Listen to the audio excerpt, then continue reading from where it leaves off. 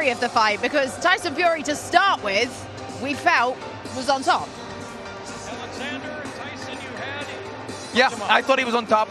Well, I mean, it was early. I had a 2-all after 4 rounds, and then I thought Fury started to run away with it. Absolutely. But at the halfway point, I think Usyk would have been hurt a few times with the uppercut. He was hurt with the body shots. Fury looked to be in control. I couldn't see a way back for Usyk, if I'm being totally honest. And he came back. He surprised me. He surprised a lot of other people. I mean, absolutely incredible performance. I was surprised at how much ground Tyson was giving up. For the bigger man, he was moving around a hell of a lot, and the ring generalship really came from Usyk cutting the ring off, putting him in the corners. You know, Tyson was clowning around a lot. Never went forward. Very rarely went forward.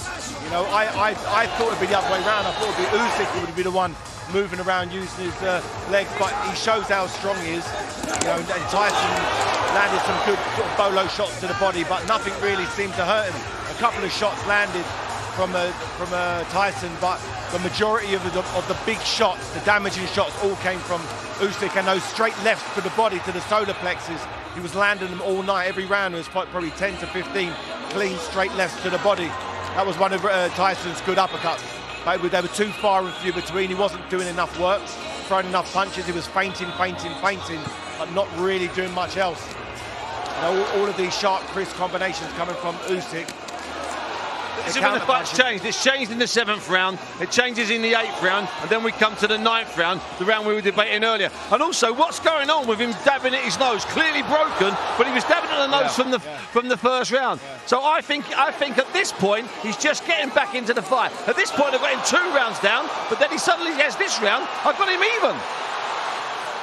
I had those earlier rounds. I think the first 3 rounds to Usyk, I think maybe was it 3 or 4 or 5 there was a couple of even rounds, but the right man won at the end of the night. Just look at the damage done to Tyson Fury here, and you know, in the terms of winning and losing the fight, it was the right man won. And that's going to be the story of the fight. Yeah. It's not going to be the 4 or 5 rounds where Tyson jabs and uses uppercuts. The story of the fight's going to be that 9th round when he's reeling David. Yeah, he tried to out-fiddle him. He didn't try to beat him up. As he said, he was a sausage, and he was a rabbit, and he was gonna smash him.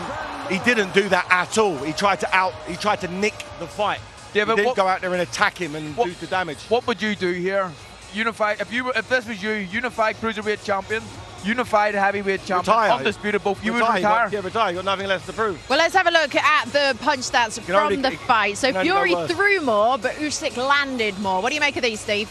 Well, see, I'm going to hold my hands up. See, those are punches thrown throughout the fight. Let's get that absolutely right. That's not a breakdown per round. That's throughout the fight. And the punches land. If you have a really big round, let's say, for instance, Usyk's round in the 9th round, he lands with 25, 30 punches. That gives him a massive advantage in that punches landed. So if you take that mad round he has there away from it, Dave, those punch stats are probably reading something like 135 to about 140 or 145. So that's why I love this new system, because I think it's more scientific than 2-minute ringside pushing buttons.